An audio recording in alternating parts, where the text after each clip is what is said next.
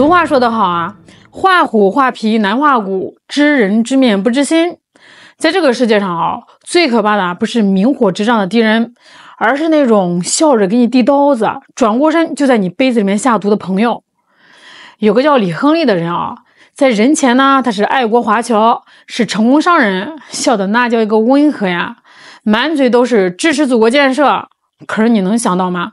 背地里干的呀，却是要把这个香港搞乱，要把国家搞垮的勾当。这就是个不折不扣的双面人，是个吃里扒外的白眼狼。他在国内啊，大把大把的捞钱，转手呢就把这些钱变成了香港街头暴徒手里的燃烧瓶，变成了攻击国家的黑金。甚至啊，他还亲自给外国的反华势力递刀子，教他们怎么制裁咱们中国。那今天呢，咱们就好好扒一扒这个李亨利的画皮，看看这个潜伏在咱们身边的毒蛇到底是怎么露出毒牙的。先说这位李大善人啊，在出事之前的形象，那简直就是完美的爱国典范啊！他是改革开放后最早一批搞这个外贸发家的，那公司几千号人啊，生意做的是风生水起啊，一年流水几个亿。哎，你要是去他办公室瞅瞅，好家伙，那个墙上是挂满了奖状奖杯啊，什么慈善楷模、爱国侨领、杰出贡献奖，金光闪闪，晃得人眼晕。朋友圈呢更是满满的正能量。今天去山区里面捐个希望小学，明天去养老院送袋米面油，配的文啊，那叫一个感人肺腑呀！什么位卑未敢忘忧国，什么我的中国心。哎，你说这么一个人啊，你能把他跟这个反中乱港、资助暴徒联系到一块儿去吗？打死我都想不到啊！但是李亨利这孙子啊，他就是这么一号人，他这层爱国的皮啊，画的太真了，真的连他身边的员工、生意伙伴都被蒙在鼓里面几十年啊。他其实也是苦出身，但这个人的脑回路吧，跟咱们正常人不一样。上世纪80年代啊，那是国家刚开始改革开放的时候。那个时候做生意啊，哎，只要你胆子大，肯动脑筋，那遍地是黄金啊。李亨利呢，就是那个时候啊，接着跟境外资本合作啊，搞进出口贸易，赚到第一桶金。这按理说吧，你是吃着国家改革开放的红利富起来的，哎，你得感恩吧，你得盼着国家好吧。他不啊，他觉得啊，我能发财啊，那是杨大人带我玩的，跟中国没关系啊。相反，他骨子里透着一股对中国深深的厌恶。就在他生意正如日中天的时候，这个孙子就悄悄干了一件事儿，入了伯利兹国籍。哎，有人可能会说，商人嘛，弄个外国身份方便避税，或者说是为了这个孩子上学，这不稀奇。错，大错特错。李亨利入籍伯利兹啊，根本不是为了省那几个税钱。他是为了从法律上从根儿上彻底切断跟中国的联系。他跟老婆孩子下了死命令啊，在外面呢必须拿伯利兹的护照晃悠，绝不能说自己是中国人。甚至孩子在学校填表，如果填了 Chinese 啊，回家就得挨他一顿狠狠的收拾。哎，你听听啊，这是一种什么样的心理变态啊？可是讽刺的是什么呢？他一边呢嫌弃这个中国身份，一边又赖在中国不走。为啥呀？因为中国钱好赚呀。他在国外啊，那是路人甲，谁认识他是哪根葱啊？只有在中国，他是李总啊，是李董，是爱国华侨。他太舍不得中国这个庞大的市场了，所以呢，他就练就了一身变脸的绝活。在这个舞台上啊，他对着话筒讲：“我们要支持祖国建设。”一下台，回到那个阴暗的角落里啊，他咬牙切齿地说：“我就是不喜欢中国那一套。”这种分裂的日子啊，他过了整整20多年。直到2009年，他终于找到了一个发泄口啊，一个能让他把这股子邪火撒出去的机会。那是一次在某西方国家举办的所谓的民主研讨会，里头坐着的全是那些流亡海外的、被通缉的，天天琢磨着怎么把中国搞乱的反华分子。哎，就在这儿啊，这李亨利啊碰上他的真命天子，臭名昭著的反华头目杨某某。这俩人一见面呢，那叫一个相见恨晚啊，王八看绿豆对上眼了。这杨某某那个时候正缺钱呢，搞反华活动也得吃饭呀，也得住店啊，得买机票啊。那李亨利呢，正愁有钱没处使，想给国家添堵又找不到门路。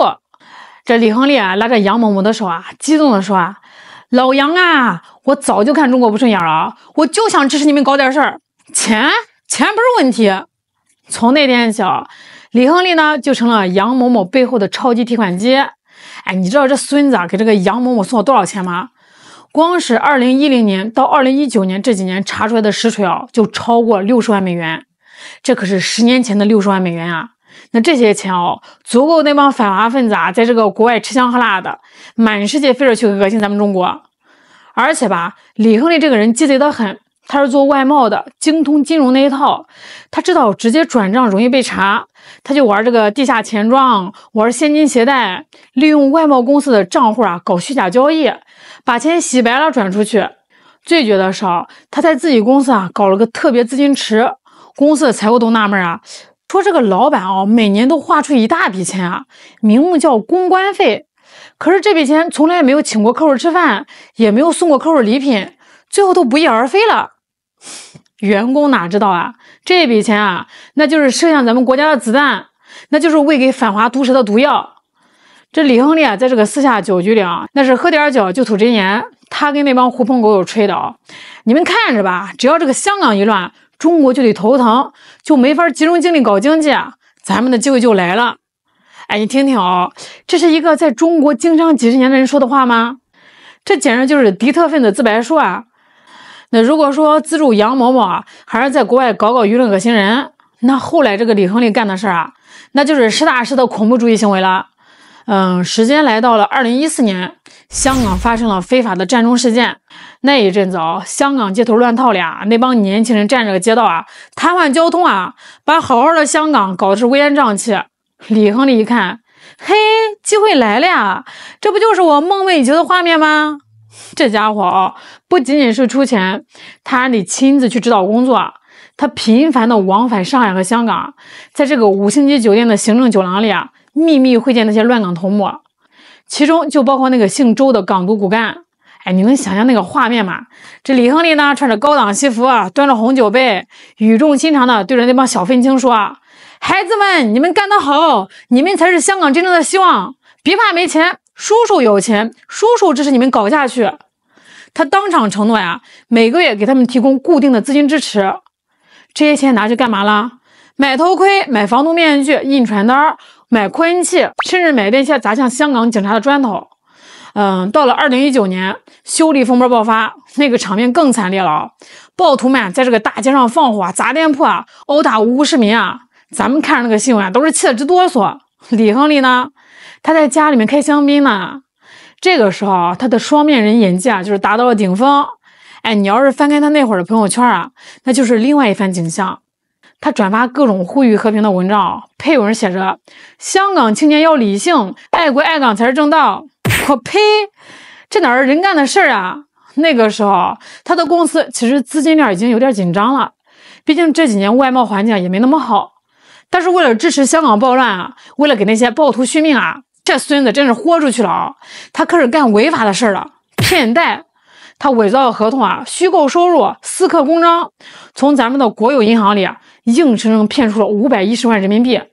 各位，那是国有银行的钱那是咱们老百姓存进的血汗钱他骗了咱们的钱，转手就送给了那些在这个香港街头砸咱们的店铺打咱们同胞的暴徒。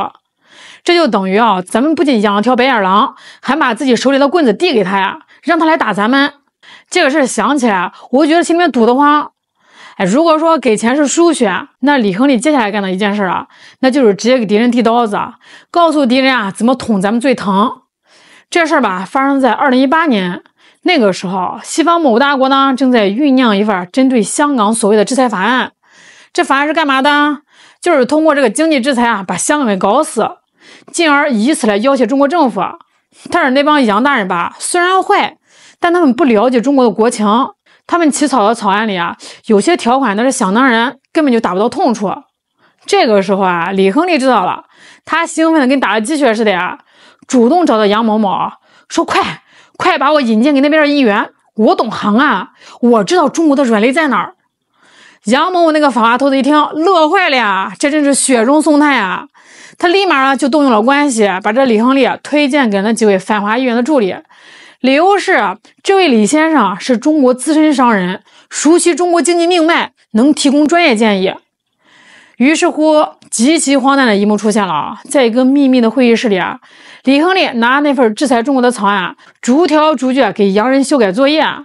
他指着其中一条说：“这条没用，限制保税区对中国影响不大，你们应该这样干。”他建议删掉那些不疼不痒的条款，转而建议制裁更多与内地有紧密联系的香港企业，甚至具体到了哪些行业、哪些资金流向。他利用他在中国几十年的经商积累的经验利用国家给他的政策红利所获得的知识反过来精准的为敌人设计了一套杀伤性最大的方案。最终呢，他的这些建议真的被采纳了，成了那份臭名昭著的涉港法案的一部分。这一招太毒了，这比他在街上扔2块砖头要狠10000倍。他不仅是暴徒的金主，他是反华势力的狗头军师。他这是在用咱们自己人的血去染红他向洋主子邀功的顶戴花翎。俗话说天道好轮回，苍天饶过谁。这李亨利呢，以为自己做的是天衣无缝他觉得我是伯利兹人，我还是爱国华侨，我有钱有势，你们能奈我何？但是他忘了，现在的中国早就不是几十年前那个任人欺负的中国了。咱们的国家安全机关那都不是吃素的。其实吧，早在2019年之前，国家的侦查员早就已经盯上他了。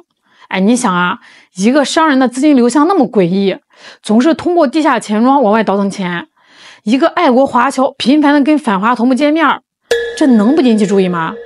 那后来国家对这个跨境资金流动的监管越来越严，李亨利发现他的那些地下通道不好使了，钱转不出去了。那边的主子催得紧，这边的窟窿堵不上，他开始慌了他试图搞一些虚假的海外慈善基金，想把钱藏进去他还到处给这个海外机构捐款想换取政治庇护。但是他那是秋后的蚂蚱蹦跶不了几天了。2019年的11月，李亨利呢从广东珠海坐车回上海，这一路上他可能还在算计着怎么骗下一笔贷款，怎么给香港那边贴把火。车刚一停稳几名身穿便衣的国安干警就出现在他面前。李亨利，给我们走一趟吧。那一刻他那副温文尔雅的面具瞬间就碎了一地。那经过1年多的缜密侦查，查资金流，查通讯记录，查涉外活动，铁证如山2021年的4月2号，广州市中级人民法院公开宣判，李亨利因资助危害国家安全犯罪活动罪被判处有期徒刑11年，没收个人财产200万元。庭审现场，这家伙终于怂了，那个意气风发的李总不见了，那个指点江山的师爷不见了。他耷拉着脑袋痛哭流涕说自己是被人利用了，说自己呢是一时糊涂。你几十岁的人了在这个商海沉浮半辈子，你能被人利用？你那是坏，是骨子里的坏，是处心积虑的坏。11年对于他所做的那些恶来说，我觉得都便宜他了。不过我估计他这辈子也出不来了。他这个不仅仅是犯罪他这是背叛，背叛了生他养他的土地，背叛了同宗同源的血脉。你看这个李亨利他要是没被抓还在咱们中间混着呢，他可能呢还在这个电视上讲着爱国，还在聚会上发着红包。这个案子一公布华侨圈那是大地震这脸打得太疼了。像李亨利这种人吧，就是敌人在咱们内部安插的钉子，我们要时刻警惕像这样藏得深的两面人，可能还没绝迹。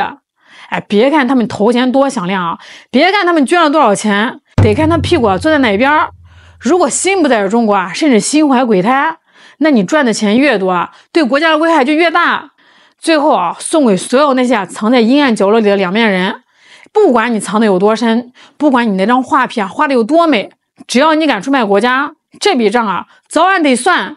好啦，今天就聊到这儿啦，我是小懒，我们下期再见。